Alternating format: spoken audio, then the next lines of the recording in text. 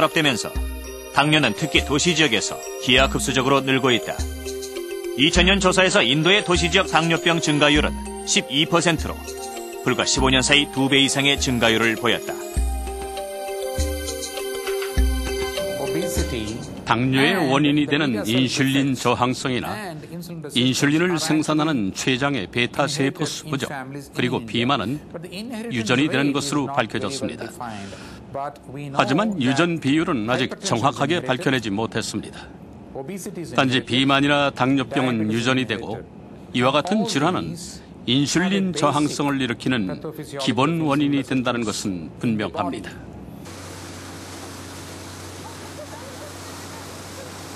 도시국가 싱가포르. 싱가포르 성인 인구의 15%는 당뇨병 환자다. 더욱 심각한 문제는 전체 당뇨병 환자의 17%, 즉 5명 중 1명이 10대 어린이 혹은 청소년이라는 사실이다.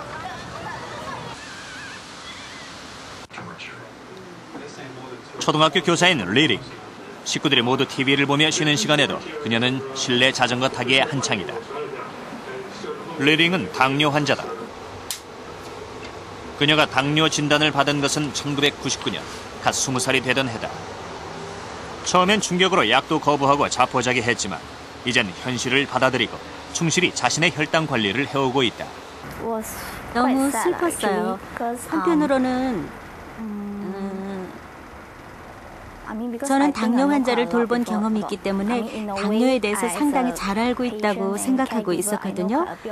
저희 어머니는 20년 동안 당뇨로 온갖 고생을 다 하다 돌아가셨고, 당뇨는 유전이라는 것을 알고 있었기 때문에 당뇨 진단을 받았을 때 상당히 마음이 아팠어요. 20년간 당뇨를 앓았던 어머니의 마지막 길은 힘들어 보였다. 당뇨로 눈이 멀고 혈액투석을 받았으나 결국 돌아가셨다. 리링은 자신도 어머니와 같은 길을 밟게 될 것이라는 생각이 들어 두려웠다.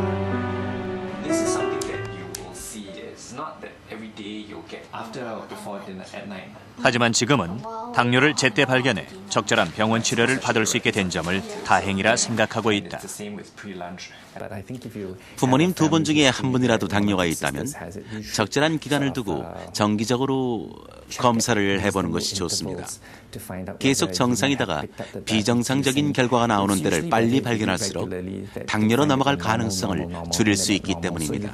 20년 동안 검사를 받지 않다가 갑자기 당뇨 진단을 받게 된다면 얼마나 오랫동안 당뇨를 알아왔는지 알 수가 없기 때문입니다.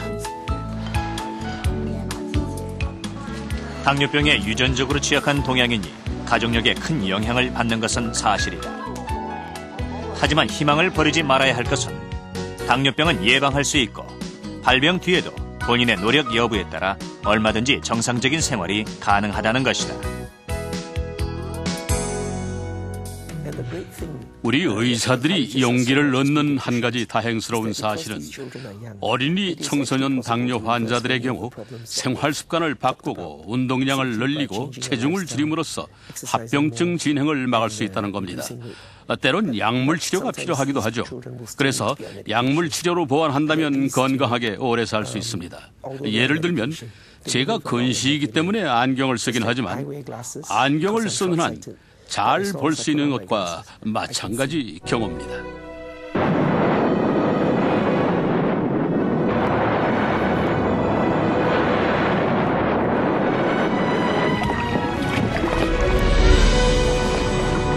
남극에는 거대한 빙산들이 있습니다. 저같이 평범한 사람이 이 어마어마한 빙산을 보고 놀란다면 아마 과학자들은 이렇게 말하겠죠. 지금 보는 것은 빙산의 극히 일부에 불과하고 남극의 드넓은 대륙 자체가 사실상 하나의 빙산이라고도 할 수 있다고 말이죠. 그런데 당뇨병 환자에 관한 통계 역시 이 빙산의 모양과 크게 다르질 않습니다.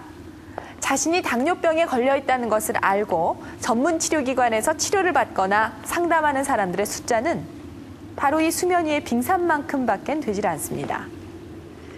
현재 당뇨병 환자로 알려져 있는 숫자보다 더 많은 적어도 60%에서 70%의 당뇨병 환자들은 자신이 당뇨병 환자인지도 모른 채 지내고 있다고 합니다. 그 이유는 당뇨병이 상당히 진행되기 전까지는 아무런 자각 증세가 없다는 것이고요.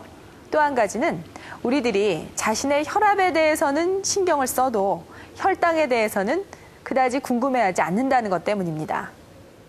당뇨병이 이미 우리 몸 안에 들어와 있다고 해도 우리들은 그 사실을 모를 수 있습니다. 그 사실을 알게 될 때는 이미 당뇨병이 시작된 지 10년이나 지난 다음입니다. 올해 47살의 이유종 씨. 그는 얼마 전 가슴에 통증을 느껴 병원을 찾아갔다가 놀라운 얘기를 들었다. 당뇨병 합병증으로 협심증이 생겼다는 것이다. 비교적 간단한 시술로 막힌 혈관을 뚫긴 했지만 조금만 늦었더라면 생명이 위태로울 뻔한 상황이었다. 사이즈도 줄고 힘도 세지고 차이 많이 나죠? 안녕하세요. 시술 다음 날 건강한 모습을 회복한 이유종 씨. 그런데 그는 왜 심혈관이 막힐 때까지 아무런 이상을 못 느꼈을까? 증상이 없이 통증이 없이 당뇨는 통증이 없이도 증상이 이렇게 없이도 오거든요. 맞는데 사실 이게 조금 병원에서 검사한 혈당은 모두 정상치를 벗어났다.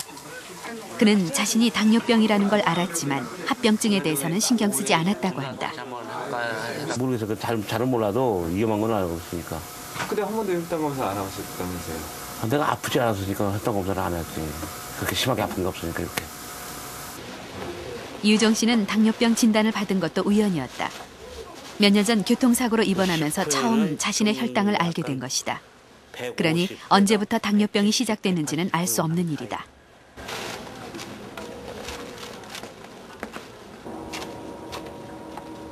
협심증도 불과 일주일 전에야 증세를 느낀 것이었다.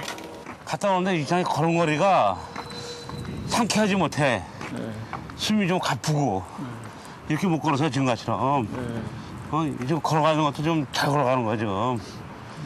옛날에는 이거 새 걸음 먹고 새 걸음도 새 걸음 걸어도 숨차서 좀 쉬었다 가야 되고 좀 거실을 더 쉬었다 가야 되고 그랬었다고요. 당뇨병을 앓는 환자들은 대부분 어느 날 갑자기 혈당이 올라갔다고 말하지만 실제로는 당뇨병이 드러나기까지 그 진행 기간이 10여 년이나 된다. 이 기간을 모두 흘려보내는 것은 건너올 수 없는 다리를 건너는 것과 마찬가지다. 우리가 그 당뇨병으로 진단하는 정도까지 혈당이 올라가는 게 순간에 올라가는 게 아니고 대개 내 몸은 그 나쁜 환경이나 아니면 유전적인 문제를 상당 부분 보상을 해주거든요. 그 기간이 한 10년 정도 된다고 보는 겁니다. 예를 들어서 갑자기 체중이 한 20kg 이렇게 쪘다고 당장 당뇨가 오는 건 아니거든요. 근데 그런 비만의 상태가 한 10년 경우에 따라서는 한 15년 지낸 다음에 이제 혈당이 올라가는 겁니다.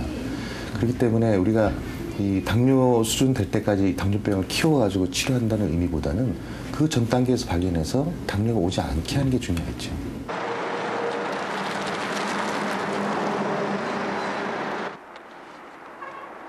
몇 년 전부터 운동 매니아가 된 송태영 씨는 운동을 시작하기 전에 꼭 하는 일이 있다.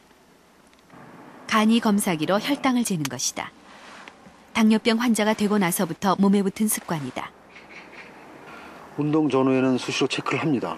그래서 운동을 하고 났을 때 어떤 효과가 어느 정도 되는지 그게 알아야 제 운동량도 적절히 조정할 수 있고 또 어떤 운동을 했을 때 당이 또 얼마큼 떨어지는지 그것도 확인할 수 있고 그래서 가끔 재고를 하죠.